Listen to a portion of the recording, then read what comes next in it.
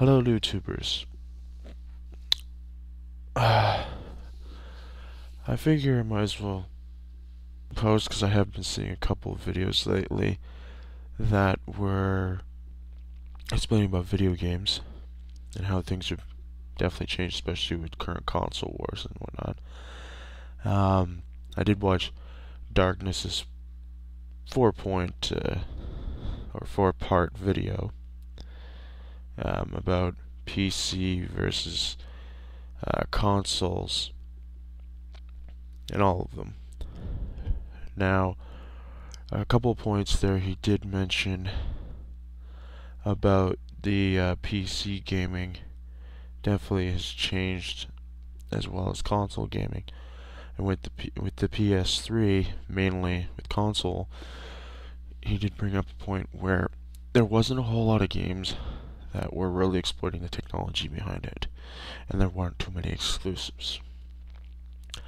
Well, that was definitely true back when the console first came out. There wasn't a lot of exclusives. Nowadays, there's actually a fair amount. No worse than what 360 or the Wii has. Like, the Wii has got all those Super Mario Brothers because it's given it's a Nintendo license. Just like Zelda. Sega is cross-platform, so you can't really count it because Sega has Sonic the Hedgehog, which is all three.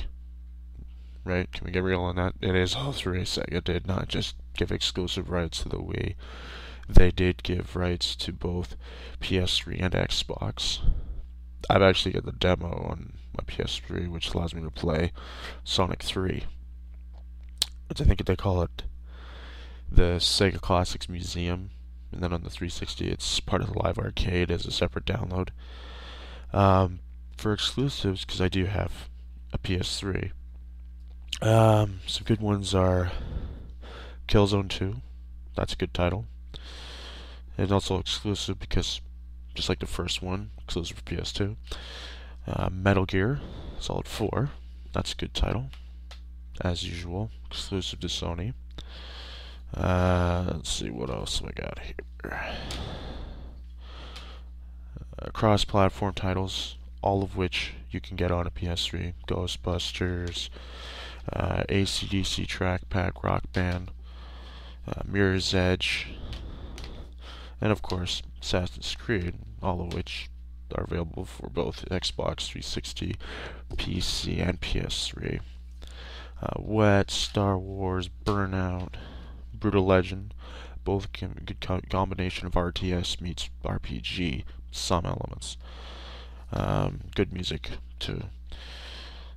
Of course, Rock Band, Guitar Hero.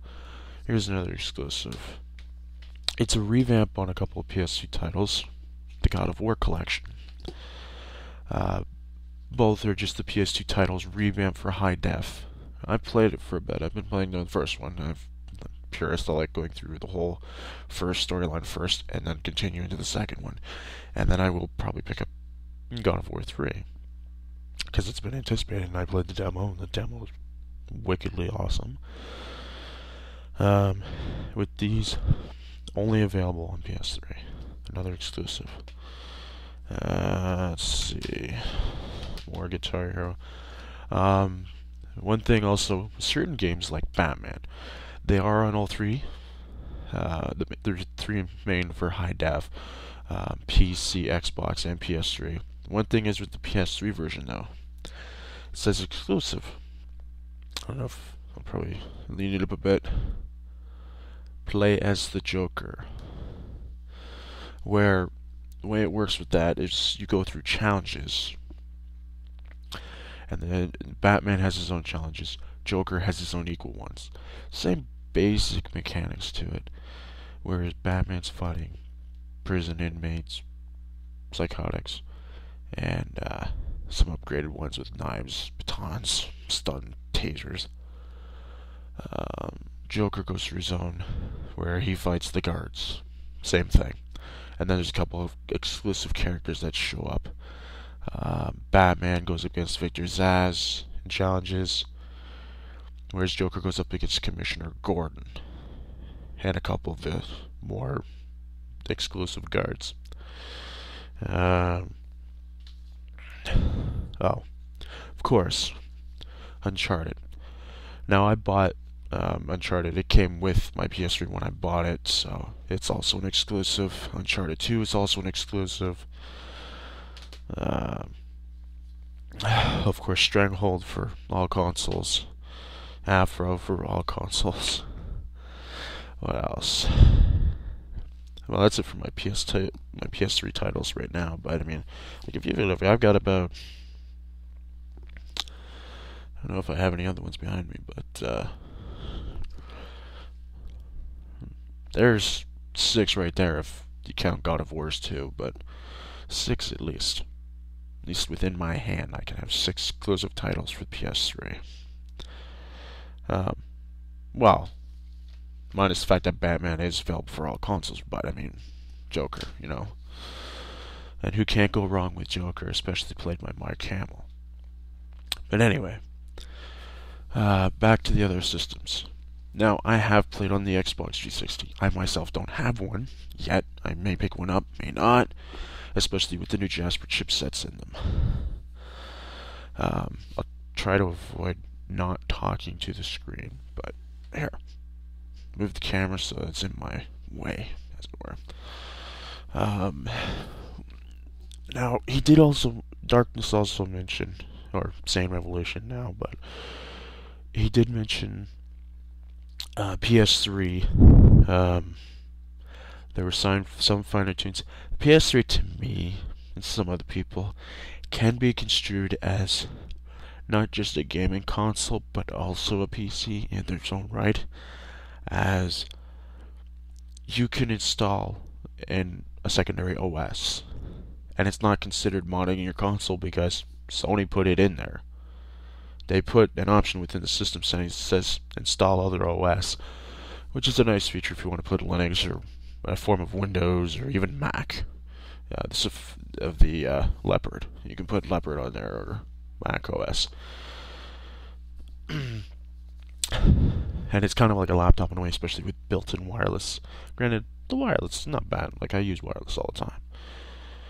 You can get different attachments for it. Like the 360, if I go back into the 360 you have to buy an adapter, just like the Wii, in order to do wireless. Whereas that has built-in. 360 just got N support, which is nice.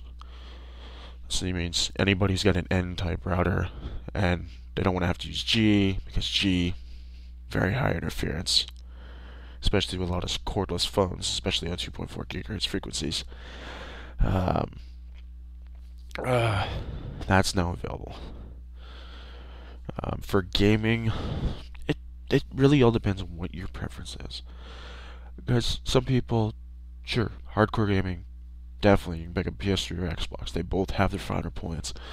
360, they're trying to make it much more a multimedia console when it's really mainly just for gaming.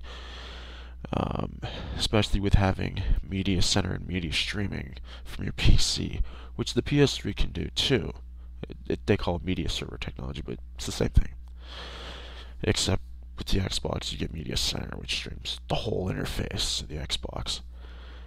PS3 just uses Media Player or TVversity, VLC, whatever have you, that uses Media Connect.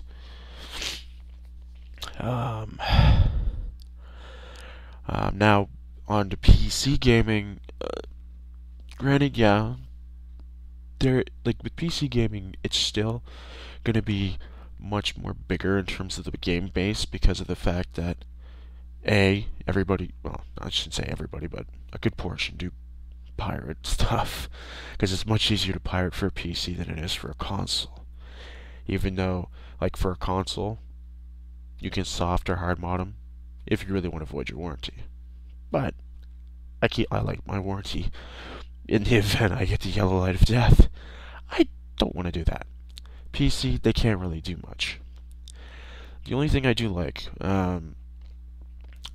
that it has good and bad points, like it stops piracy, is server-side authentication, which is nice. Microsoft introduced it for Live,